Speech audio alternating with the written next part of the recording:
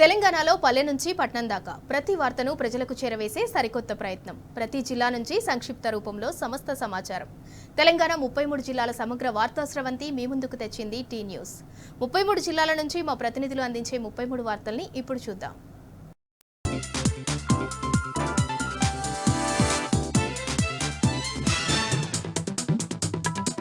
నల్గొండ జిల్లా వార్తలు ఒకసారి చూద్దాం. నల్గొండ జిల్లా మెడికల్ కాలేజీలో 4 నెలలుగా జీతాలు అందించట్లేదంటూ పారిశుద్ధ్య సిబ్బంది, అక్కడ ఉన్నటువంటి సిబ్బంది ఒక్కసారిగా నిరసన కార్యక్రమం దిగారు. అవుట్సోర్సింగ్ సిబ్బంది కూడా నిరసన కార్యక్రమం దిగారు. 4 నెలలుగా జీతాలు అందించకపోవడంతో తమ కుటుంబ పోషణ భారం అవుతున్నట్టు కూడా వాళ్ళు వాపారు. 6 నెలలుగా పీఎఫ్ సంబంధించినటువంటి నిధులు కూడా జమ చేయకుండా యాజమాన్యం ఇబ్బంది పెడుతున్నట్టు కూడా వాళ్ళు వాపారు. ఏజెన్సీని అడిగితే యాజమాన్యాన్ని అడగమంటున్నారు, యాజమాన్యాన్ని అడిగితే ఏజెన్సీని సంప్రదించమంటూ ఇద్దరి మధ్యలో పారిశుద్ధ్య కార్మికులు, అవుట్సోర్సింగ్ సిబ్బందులు ఇబ్బంది పడుతున్నట్టు కూడా వాళ్ళు వాపారు. ఇప్పటికైనా సరే ప్రభుత్వం కల్పించుకొని నెల టంచన్గా తమ జీతభత్యాలు చెల్లిస్తే తమ కుటుంబ పోషణ ఎలాంటి ఇబ్బంది లేకుండా ఉంటుందని కూడా వాళ్ళు ఈ సందర్భంగా డిమాండ్ చేశారు. ఇక సూర్యాపేట జిల్లా వార్తలు ఒకసారి చూద్దాం. సూర్యాపేట నియోజకవర్గంలో ఎక్కడికక్కడ కూడా బోర్లు వేస్తూ అన్నదాతలు అప్పుల పాలవుతూ ఉన్నారు. నీటి జాడ కానరాక ఎక్కడికక్కడ ఇబ్బంది పడుతూ ఉన్నారు. చెరువులు ఎండిపోయాయి, బోర్లన్నీ కూడా ఎండిపోతూ ఉన్నాయి. కాలువలన్నీ కూడా ఆనవాళ్ళు కోల్పోయి కంప చెట్లు ముంచిన నేపథ్యంలో తమ పంటలు కాపాడుకోవడానికి బోర్లు వేసినటువంటి పరిస్థితి అక్కడ నెలకొంది. ఒక్కొక్క రైతు 10 బోర్ల వరకు కూడా వేస్తూ ఉన్నారు. పెనుపాడు మండలం గుర్రపుగూడ తండాలో రవీంద్ర నాయక్ అనేటువంటి ఒక రైతు 38 గుంటల స్థలంలోనే 7 బోర్లు వేసి కూడా నీటి జాడ కానరాకపోవడంతో బోర్లను వేపిస్తూ ఉన్నాడు. 1,00,000 అప్పుల పాలైంది కూడా చెప్తా ఉన్నారు. జిల్లా వ్యాప్తం కూడా ఇద్దరికమైనటువంటి పరిస్థితి మనకు కనిపించింది. ఎక్కడికక్కడ బోరు వన్లు మళ్ళీ ఊళ్ళలో దర్శనమిస్తూ ఉన్నాయి. నీటి జాడ కోసం, నీటి కోసం భగీరథ ప్రయత్నం చేస్తుంటున్న పరిస్థితి సూర్యాపేట జిల్లా వ్యాప్తంగా కూడా నెలకొంది. ఇక మరొక వార్త విషయానికి వస్తే సూర్యాపేట జిల్లా నేరేడ్చల్ మండలం చిల్లపల్లి వద్ద మూసీ నదిపై కట్టినటువంటి టోల్ ప్లాజా వద్ద తమకు మినహాయింపు ఇవ్వాలంటూ చుట్టుపక్కల గ్రామస్తులు, చుట్టుపక్కల ఉన్నటువంటి రైతులు డిమాండ్ చేస్తూ నిరసన కార్యక్రమం దిగారు. అఖిలపక్ష నాయకులు కూడా నిరసన కార్యక్రమం దిగారు. 20 కిలోమీటర్ల పరిధిలో చుట్టుపక్కల గ్రామాలకు ఎలాంటి రుసుము వసూలు చేయకుండా ఎగ్జామ్షన్ ఇవ్వాలని కూడా వాళ్ళు టోల్ సిబ్బందిని ఇప్పటికే డిమాండ్ చేయడం జరిగింది. అక్రమంగా డబ్బులు దండుకుంటా ఉన్నారు. పెద్ద పెద్ద నాయకులు ఇందులో సిండికేట్ అయ్యి అక్రమంగా ప్రజల సొమ్ము దోచుకుంటా ఉన్నారు. చుట్టుపక్కల గ్రామాల రైతులకు, ప్రజలకు మినహాయింపు ఇవ్వాలని కూడా వాళ్ళ సందర్భంగా డిమాండ్ చేశారు.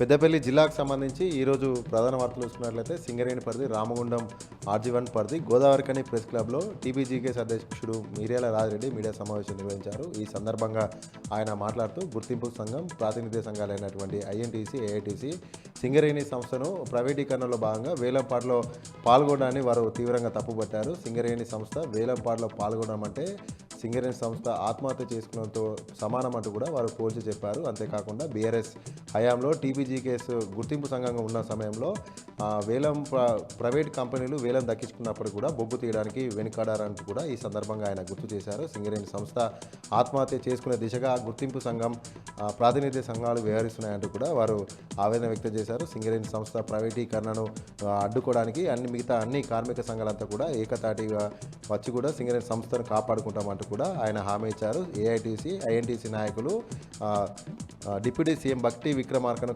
కలిసి సింగరేణి సంస్థ వేలంపాటలో పాల్గొనడం ఆసక్తి చూపడం అంటూ చెప్పడమే దారుణం అంటూ కూడా వారు ఆరోపించారు. వెంటనే ఈ చర్యను వెనక్కి తీసుకోవాలి, సింగరేణి సంస్థ వేలంపాటలో పాల్గొనకుండా ఉండాలంటూ కూడా ఆయన డిమాండ్ చేశారు. లేని పక్షంలో పెద్ద ఎత్తున కూడా ధర్నాలు చేస్తాం, అలాగే సమ్మెలకు కూడా సైతం అంటూ కూడా ఆయన ఈ సందర్భంగా హెచ్చరించారు. అలాగే మరొక ప్రధాన వార్త చూసుకున్నట్లయితే రామగిరి మండలకు సంబంధించినటువంటి జల్లారం గ్రామంలో సింగరేణి RG1 సంబంధించినటువంటి OCP5కి సంబంధించినటువంటి ఓవర్ బర్డెన్ మట్టిని డంపు చేస్తున్న నేపథ్యంలో అక్కడ ఉన్నటువంటి జల్లారం గ్రామానికి చెందినటువంటి యువకులంతా కూడా ఓబీ మట్టి డంపింగ్ పనులను అడ్డుకున్నారు. ఈ సందర్భంగా గ్రామస్తులు, గ్రామ యువత మాట్లాడుతూ R&R ప్యాకేజ్లో ఇచ్చినటువంటి పనులు ఏవి కూడా మాకు పూర్తిగా చెందలేదు, ఇంకా కొన్ని మిగిలి ఉన్నాయి. 18 సంవత్సరాలు పూర్తి చేసుకున్నటువంటి ప్రతి ఒక్కరికి కూడా R&R ప్యాకేజ్లో వచ్చేటువంటి వెసులుబాటు అన్ని కూడా కల్పించడంలో సింగరేణి సంస్థ నిర్లక్ష్యంగా వ్యవహరిస్తుంది. అందుకు కారణంగా ఈ యొక్క ఓబీ డంపింగ్ పనులను అడ్డుకుంటున్నామంటూ కూడా గ్రామస్తులు అలాగే గ్రామ యువత తెలపడం జరిగింది. అంతేకాకుండా ఓబీకి సంబంధించినటువంటి డంప్ అంతా కూడా ఒక ప్రైవేట్ కంపెనీ V9 కంపెనీ ద్వారా మా గ్రామంలో డంపు చేయడం ఏమంటూ కూడా గ్రామస్తులు, గ్రామ యువత అంతా కూడా సింగరేణి సంస్థను V9 ప్రైవేట్ కంపెనీని కూడా ఈ సందర్భంగా ప్రశ్నించారు. అలాగే మరొక ప్రధాన వార్త చూసుకున్నట్లయితే సింగరేణి పరిధి RG3 OCP1 OCP2లో భాగంగా ఎవరైతే భూ నిర్వాసితులు ఉన్నారో వారికి పూర్తి స్థాయిలో వసూళ్లని కల్పించిన తర్వాతనే సింగరేణి సంస్థ రోడ్డు దారి మళ్లింపు పనులు చేపట్టాలంటూ కూడా లద్నాపూర్ గ్రామం వద్ద రామాలయం రోడ్డు వద్ద సింగరేణి సంస్థ చేపడుతున్నటువంటి పైప్ లైన్ పనులను లద్నాపూర్ గ్రామస్తులు అడ్డుకున్నారు. ఈ సందర్భంగా వారు మాట్లాడుతూ సింగరేణి సంస్థలో భూములు కోల్పోయినటువంటి మా గ్రామానికి ఇచ్చినటువంటి R&R ప్యాకేజీ ఇచ్చిన కాలనీలో ఎలాంటి మౌలిక వస్తువులు లేవు, అవన్నీ మౌలిక వస్తువులు కల్పించిన తర్వాతనే సింగరేణి సంస్థ పనులకు ముందుకు వెళ్ళాలి, లేని పక్షంలో పెద్ద ఎత్తున కూడా ఆందోళన చేపడతామంటూ కూడా ఈరోజు లద్నాపూర్ వద్ద పైప్ లైన్ పనులను అయితే అడ్డుకోవడం జరిగింది.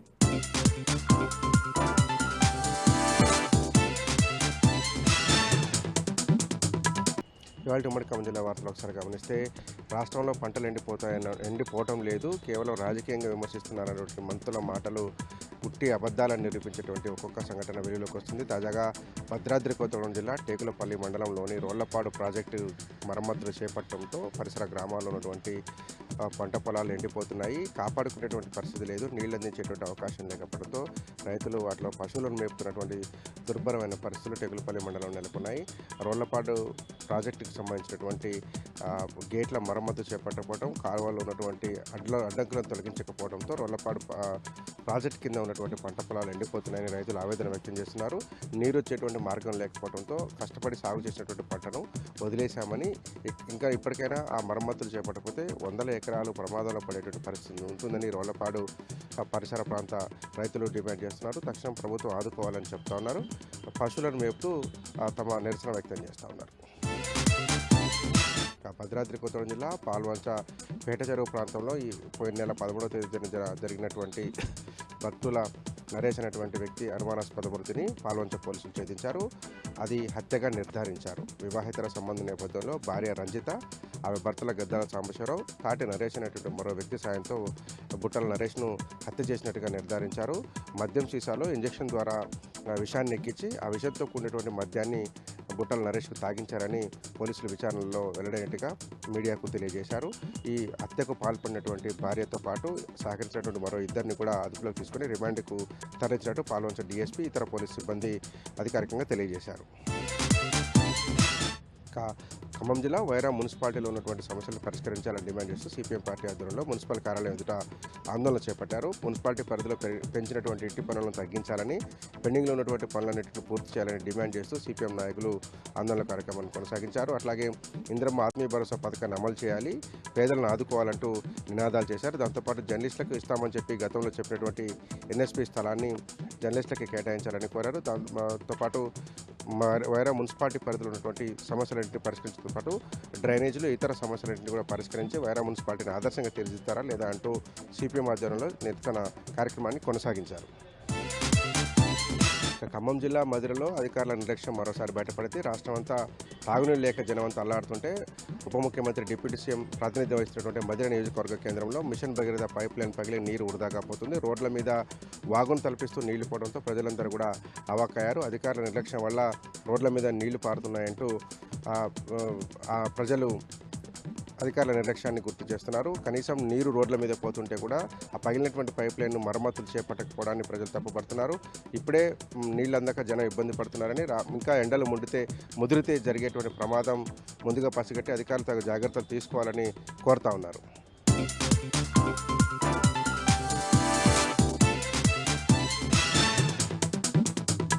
ఆదిలాబాద్ జిల్లా వార్తల విషయానికి వస్తే ఎస్సీ వర్గీకరణను రాష్ట్రంలో వెంటనే చేపట్టాలని ఎంఆర్పిఎస్ వ్యవస్థాపక అధ్యక్షుడు మందా కృష్ణమాదిగ ఇచ్చిన పిలుపు మేరకు రాష్ట్ర వ్యాప్త ఆందోళన కార్యక్రమం భాగంగా ఆదిలాబాద్ జిల్లా కేంద్రంలోని కలెక్టర్ కార్యాలయం ఎదుట ఎంఆర్పిఎస్ ఆధ్వర్యంలో నిరసన కార్యక్రమం చేపట్టారు. రాష్ట్రంలో గ్రూప్ 1, గ్రూప్ 2, గ్రూప్ 3 ఫలితాలతో పాటు అన్ని ఉద్యోగ ఫలితాలను వెంటనే నిలిపివేయాలని డిమాండ్ చేశారు.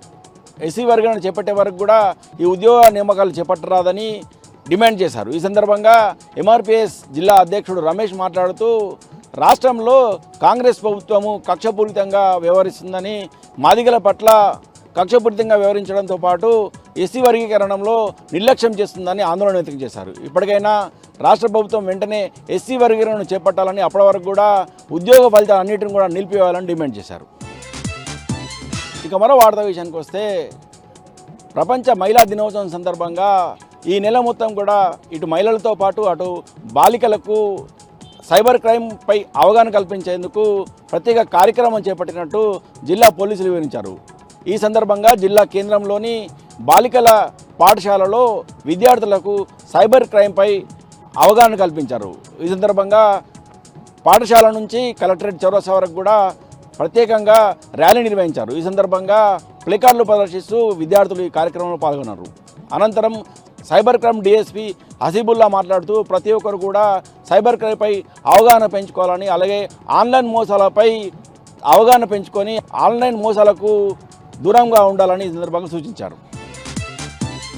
ఇక మరో వార్తా విషయానికి వస్తే ఆదిలాబాద్ మహారాష్ట్ర సరిహద్దులో ఉన్న పరిసరాలను జిల్లా ఎస్పీ అఖిల్ మహాజన్ పరిశీలించారు. ఈ సందర్భంగా జిల్లా ఎస్పీ అఖిల్ మహాజన్ మాట్లాడుతూ జిల్లా సరిహద్దులో ఉన్న పోలీస్ స్టేషన్కి సంబంధించిన సిబ్బంది అప్రమత్తంగా ఉండాలని సూచించారు.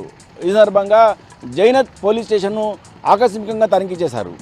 పోలీస్ స్టేషన్లో మొక్కలు నాటిన ఎస్పీ అఖిల్ మహాజన్ మాట్లాడుతూ పోలీస్ స్టేషన్ సిబ్బంది శాంతి భద్రతల పరిరక్షణపై అప్రమత్తంగా ఉండాలని సూచించారు. జైనత్లోని శ్రీ లక్ష్మీనారాయణ స్వామి ఆలయాన్ని సందర్శించారు. ఈ సందర్భంగా ఆలయ విషయాలను ఆలయ కమిటీ పెద్దలను అడిగి తెలుసుకున్నారు. ఈ సందర్భంగా ఆలయ కమిటీ నిర్వాహకులు ఎస్పీకి శాలువాతో సన్మానించి స్వామివారి చిత్రపటాన్ని బహుకరించారు.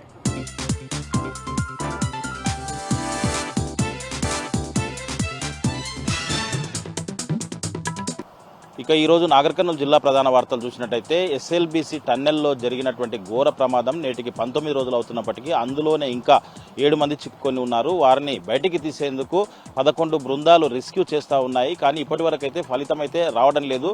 దానికి సంబంధించి ఈరోజు అన్వి రోబోటిక్ బృందము ఒక మినీ రోబోటిక్ యంత్రాన్ని తయారు చేసి లోపలికి పంపించినటువంటి పరిస్థితి. ఆ యంత్రము కేవలము మనుషులు పోనటువంటి ప్రదేశంలోకి వెళ్ళి అక్కడ ఉన్నటువంటి బురద మట్టిని కూడా అంతా తీసి ఏదైతే కన్వేర్ బెల్ట్ ఉందో ఆ బెల్ట్ పైకి పోస్తుందని చెప్పేసి ఆ బెల్ట్ ద్వారా బయటికి అక్కడ ఉన్నటువంటి శిథిలాలన్నీ కూడా బయటకు వస్తాయని చెప్పేసి కూడా అధికారులు చెప్తున్నటువంటి పరిస్థితి కనిపిస్తుంది. దీంతో పాటుగా మరొక 2 రోబోటిక్ యంత్రాలు కూడా వస్తాయని చెప్తా ఉన్నారు. దీని కొరకు ఈ టన్నెల్ సైజు ఇవన్నీ చూసిన తర్వాత దానికి సంబంధించినటువంటి టెక్నీషియన్ అంతా కూడా దీని కొరకు ప్రత్యేకంగా దాన్ని అమర్చినట్టుగా దాన్ని తయారు చేసినట్టుగా చెప్తా ఉన్నారు.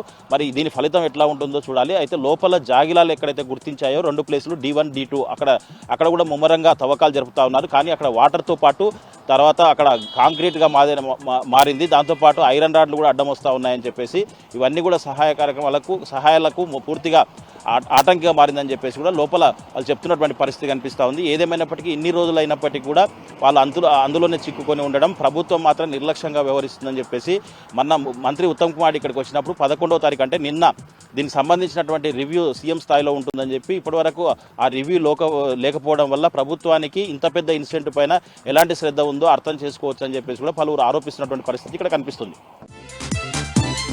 ఒక వార్త చూసినట్టయితే నాగర్ కర్నూలు నియోజకవర్గంలోని బిజినపల్లి మండలం గంగారం గ్రామానికి చెందిన వికలాంగుడు కృష్ణ అనే అతను తన పెన్షన్ కోసం ఎమ్మెల్యే రాజేష్ రెడ్డి క్యాంప్ ఆఫీస్కి వెళ్ళగా అతను చాలాసేపు అక్కడ వెయిట్ చేసినప్పటికీ కూడా ఎమ్మెల్యే పట్టించుకోవట్లేదని చెప్పేసి తర్వాత తన భార్య పోయి అడగగా నాకు అర్జెంట్ ఉంది బయటికి వెళ్తున్నానని చెప్పేసి పట్టించుకోకుండా పోయి అవమానించాడని చెప్పేసి అతను అవమానానికి గురై ఒక సెల్ఫీ వీడియో రిలీజ్ చేసినటువంటి పరిస్థితి. ఆ సెల్ఫీ వీడియోలో తను అవమానానికి గురయ్యానని, నా అటువంటి అవమానం ఇంకొకరికి కావద్దని చెప్పేసి నేను అతని గెలుపు కోసం చాలా కృషి చేశానని చెప్పేసి కూడా అతను చెప్తున్నటువంటి పరిస్థితి కనిపిస్తుంది.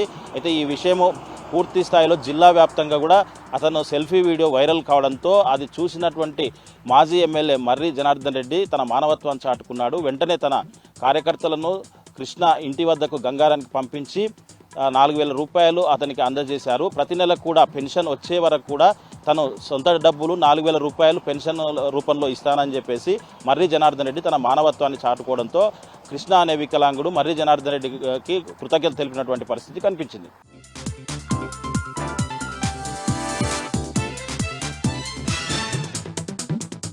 నిజామాబాద్ జిల్లా భీమ్గల్ మండలం గోన్గోపుల గ్రామంలో ఓ సీడ్ కంపెనీ ముందు రైతులు ఆందోళన చేపట్టారు.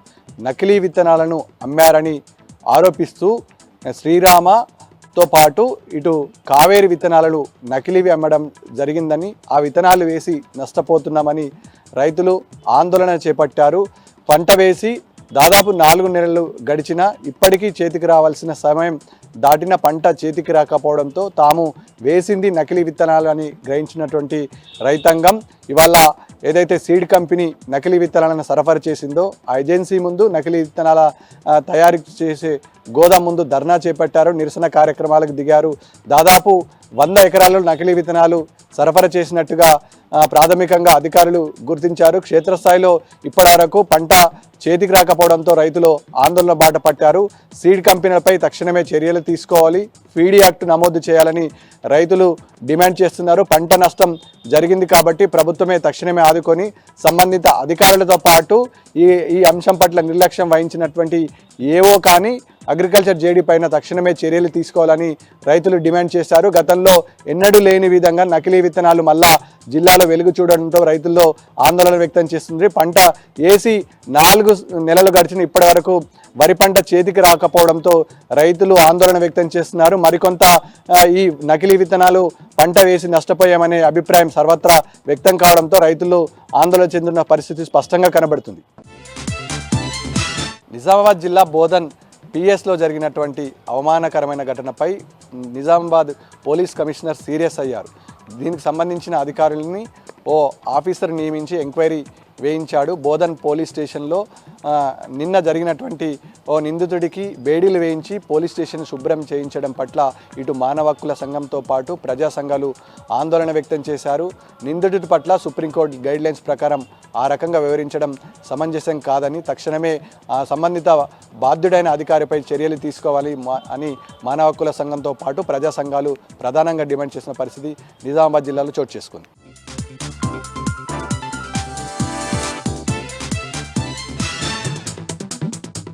ఉమ్మడి మెదక్ జిల్లాలో ఈరోజు ప్రధాన వార్తలు ఈ విధంగా ఉన్నాయి. సిద్దిపేట జిల్లా వార్తలు వచ్చేసరికి పెండింగ్ బిల్లుల సాధన కోసం తాజా మాజీ సర్పంచులు ఈరోజు హైదరాబాద్కు తరలి వెళ్తున్న క్రమంలో పోలీసులు వాళ్ళని అరెస్ట్ చేసి పోలీస్ స్టేషన్లకు తరలించారు. సిద్దిపేట నియోజకవర్గంలోని అన్ని మండలాలు, అట్లాగే గజ్వేల్ నియోజకవర్గానికి సంబంధించిన పలు మండలాలు, కొండపాక మండలం, మరపడగా తదితర మండలాలకు సంబంధించిన తాజా మాజీ సర్పంచులను అరెస్ట్ చేసి పోలీస్ స్టేషన్లకు తరలించారు. పెండింగ్ బిల్లులు ఇవ్వాల్సిన ప్రభుత్వం తమను అక్రమంగా అరెస్ట్ చేయడం అన్యాయమని ఈ సందర్భంగా మాజీ సర్పంచులు ప్రభుత్వంపై మండిపడ్డారు. ఇక సిద్దిపేట నియోజకవర్గంలో రోడ్ల కోసం మాజీ మంత్రి హరీష్ రావు ప్రత్యేకంగా 45 కోట్ల రూపాయలు మంజూరు చేసిన నేపథ్యంలో ఇక్కడి బీఆర్ఎస్ పార్టీ నాయకులు హర్షం వ్యక్తం చేశారు. సిద్దన్నపేటలో హరీష్ రావు చిత్రపటానికి పాలాభిషేకం చేసి ఆయనకు కృతజ్ఞతలు తెలిపారు. ఇక దుబ్బాక నియోజకవర్గంలో ఈరోజు చేర్వాపూర్లో రైతులు తీవ్రస్థాయిలో నీళ్ల కోసం అవస్థలు పడుతున్నారు. అక్కడికి సంబంధించిన పోచయ్య అనే రైతు నీళ్లు లేక పంటలు ఎండిపోతున్న క్రమంలో ట్యాంకర్ను పెట్టి తన పంట పొలాన్ని కాపాడుకోవడం కోసం అష్టకష్టాలు పడుతున్నటువంటి పరిస్థితి అక్కడ కనిపించింది. ఈ సందర్భంగా ఎండిపోతున్న పంటలను చూపిస్తూ ఆయన కన్నీరు మున్నరై విలపించారు. ప్రభుత్వం మలన సాగర్ నుంచి కాల్వలు నిర్మించి తమ పంట పొలాలకు నీళ్లు అందించాలని చెప్పి ఈ సందర్భంగా రైతులు డిమాండ్ చేశారు. ఇక సంగారెడ్డి జిల్లా వార్తలు వచ్చేసరికి సంగారెడ్డి జిల్లా గుమ్మడిదలలో ఈరోజు యథావిధిగా డంపు యార్డుకు వ్యతిరేకంగా పెద్ద ఎత్తున రిలే నిరాహార దీక్షలు కొనసాగాయి. అటు ప్యారానగర్, నల్లవెల్లి ప్రాంతంలో డంప్ యార్డు ఏర్పాటు చేయవద్దని గత 35 రోజులుగా ఆ ప్రాంతానికి సంబంధించిన ప్రజలు పెద్ద ఎత్తున ఆందోళన చేస్తున్న విషయం తెలిసిందే. ప్రభుత్వం తక్షణమే ఆ జీవోను రద్దు చేసుకోవాలని చెప్పి వాళ్ళు డిమాండ్ చేస్తున్నారు. ఇక జహీరాబాద్లో ఎంఆర్పీఎస్ ఆధ్వర్యంలో ఈరోజు ధర్నా జరిగింది. ఎస్సీ వర్గీకరణకు సంబంధించి తక్షణమే ప్రభుత్వం నిర్ణయం తీసుకోవాలని కేంద్ర ప్రభుత్వం ఏదైతే ఆదేశాలు జారీ చేసిందో దాని ప్రకారం ఎస్సీ రిజర్వేషన్ ప్రక్రియను పూర్తి చేయాలని చెప్పి వాళ్ళు డిమాండ్ చేశారు. ఇవి ప్రధానంగా ఈరోజు ఉమ్మడి మెదక్ జిల్లాలో ఉన్న వార్తలు.